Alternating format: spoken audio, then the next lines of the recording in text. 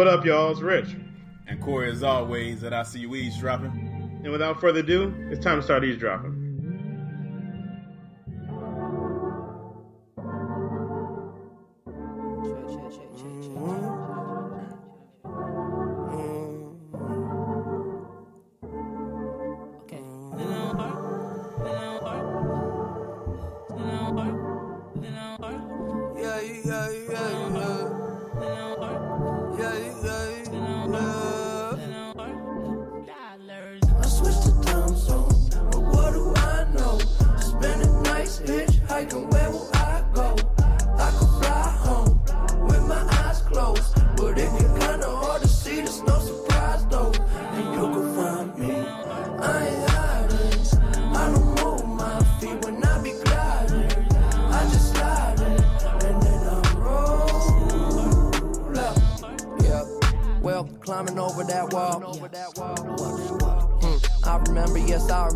I remember it all.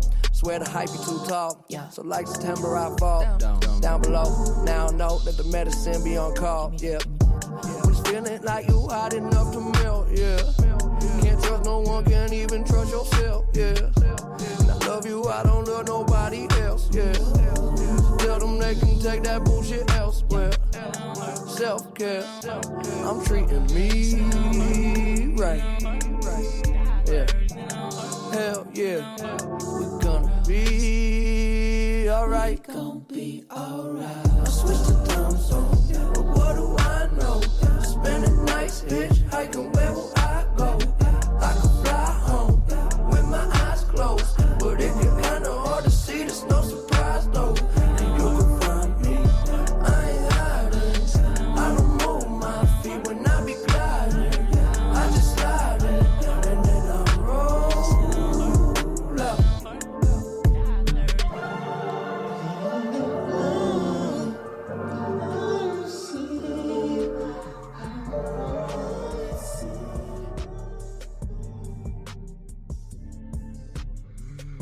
What's up, good people? It's your man Rich, and also with my bro. What's going on, man? Corey? What's going on? Corey here as always, bringing an end to a long week, but pretty usual. As we promised, we back at it. Yeah, we're happy and glad that y'all decided to join us. You know, anytime you take the time out your day to listen to what we have to say, we really appreciate that. But we're episode 16? Episode 16, man, and still episode 16, still growing, and there's always some sad news. So, but before we get into that, Corey, I know you sipping on something. What you got tonight? Hey man, I have the Sexton Irish whiskey tonight, old fashioned style, big block of ice, a little bit of brown sugar, some nice aromatic bitters, and a little bit of simple syrup. Sipping slow over here, nothing big, man. We ain't doing no wilding out. We doing some mellow drinking. How is your availability? I guess availability to drink, but probably wouldn't say that since you're going to like a banging place to drink. But how you been able to keep up with in the lab and stuff? You still making drinks and experimenting? The lab is still set up over here, man, but I haven't been experimenting as much as I usually do because it ain't the same when you don't have people to get drunk. Yeah, and I can only drink so much alcohol, so I got a little bit of tequila, a little bit of vodka, some whiskey, bourbon over here as always. But I experiment occasionally, but for the most part, that means that if I experiment, I got to drink it because I'm not wasting alcohol. So I try to limit my experiments a little bit.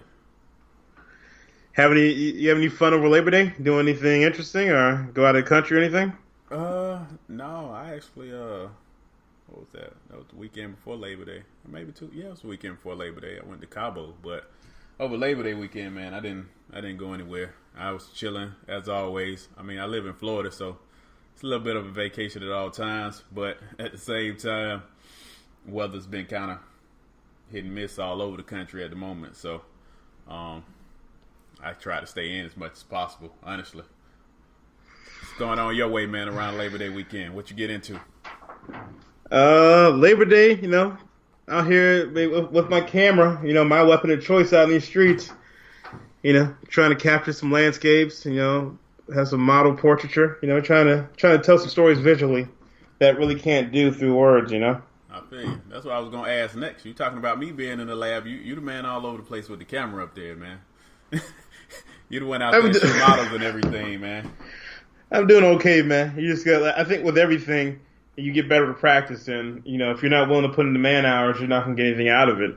Especially in I guess in the realm of photography, where so many moving parts, and trying to get your composition right and try to capture something that's worth looking at, is not that easy anymore, Yeah, absolutely. In fact, man, let me put the big man Rich on the spot, man, because I feel like, especially while we talk about photography, it's a good time to do it. I noticed that Nikon dropped 2 full frames recently.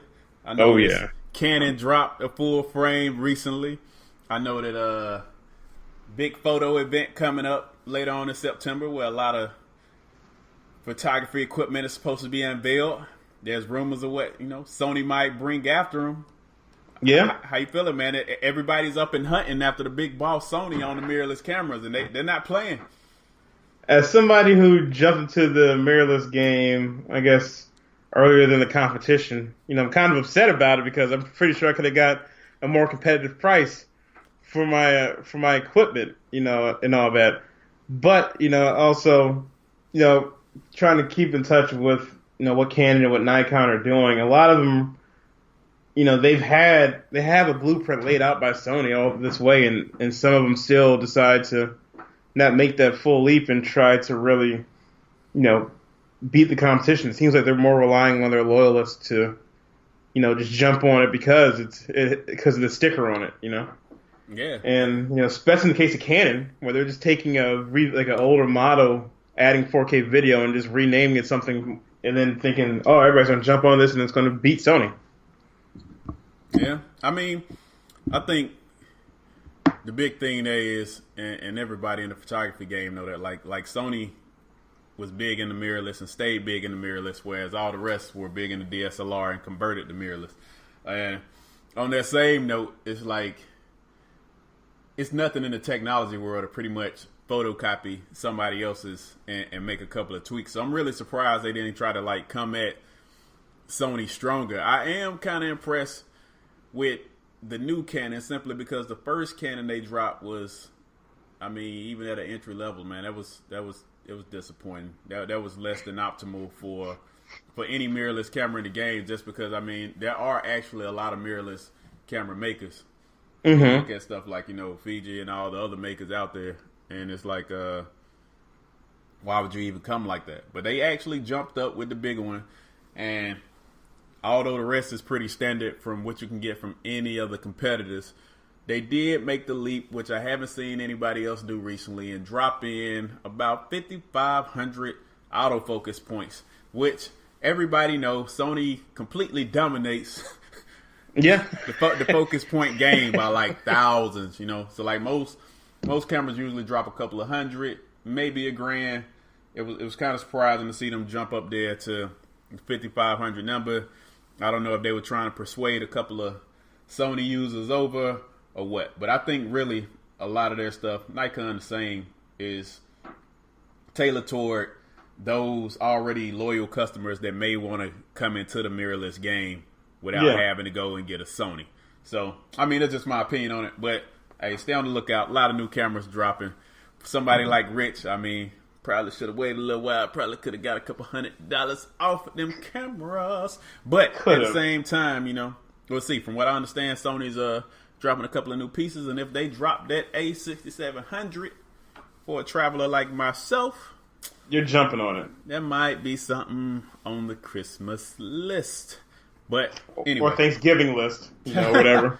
But when you look at this stuff, but think about how many shots I would have missed if I just didn't get the camera when I felt the urge to do it. Oh, absolutely. And I think that goes into thinking about trust your instincts. Yeah. I think at the same time too, though, I think a big part of that we also have to look at is I would consider you pretty well established at this point. Like, you're actually going out shooting people. People are becoming pretty familiar with your works. You done took some amazing shots. You done actually sold some work. So it's like you're pretty well established at this point. And had you not, jumped in when you did, you wouldn't be as established as you are now. And regardless if you upgrade, whenever you upgrade, any new equipment is just going to make you better because, you're already great. So it's like whatever you get at this point is just going to be another AR-15 in the arsenal of weapons that is a part of Richard Washington's arsenal. So I'm looking forward to whatever's coming. Appreciate that. And starting from scratch in the fall would be a lot more difficult than, starting in the springtime and then building those relationships over the summer circuit, But I think in general, I think when people, if you ever, I don't know if you have these discussions with people, I do, when they're talking about things they aspire to do, things they've always wanted to try. But whenever, if you're ever to follow up and ask them why haven't they done it so far, they don't really have a real answer other than, wrong timing or, something held you back. And I think sometimes you have to just be open to the possibility of just going for it because, it's the easiest thing in the world to say is this is the wrong time because you can always find a reason why today is the wrong time. Yeah, that's like the whole theme of the year. I think every shot that we've said we wanted to take, we just threw it up. Said if it went in, it went in. If it didn't, it didn't. And the key was to not hesitate and just go ahead and pull the trigger on it. And I think that's honestly the key to a lot of people's dreams. Like, if you just take that first step, you take that second step, and then momentum takes care of itself. Like, dreams will take off without you even trying to, simply because the train has started rolling and you can't stop it. So if a lot of people were to do, especially like how you started photography. I remember us joking around about you shooting with the iPhone 10, which of course made me have to go and get one because the pictures were just too legit. So I literally went and got one because he was taking too many amazing photos of me with his phone. But you know what I'm saying? So it's like we were joking around about it, and we went back and forth, talking about how you should upgrade and really talking about it. In fact, that was when I started considering getting rid of my DSLR just to switch into the mirrorless game, which I will do eventually. But like before you knew it, I think like we joked around about it maybe 2 or 3 times at Bobby Vans, and time or two after that I saw you, Sony was in his hand. Sony was in your hand and you was shooting, you know what I'm saying? So it's like just taking that, and we always do that anyway, but you were like, it's on the way. It's in the mail, and the rest is history. Like you was making moves with the crop sensor, so with the full frame, you even more of a beast. I think you just got to be prepared to, invest in yourself. If you don't invest in yourself, you can never ask anyone else to do it, You got to be prepared to invest, and you got to be prepared to fail. If you're not prepared to do those 2 things right there, you're hindering yourself already. Just take that first step. If you fail, get up, go at it again, see how it plays out. But you always got to be willing to take that first step. Yeah, if you don't think you can handle failure, then you're not ready to try. So next on the docket, I want to say rest in peace to Mac Miller. Absolutely.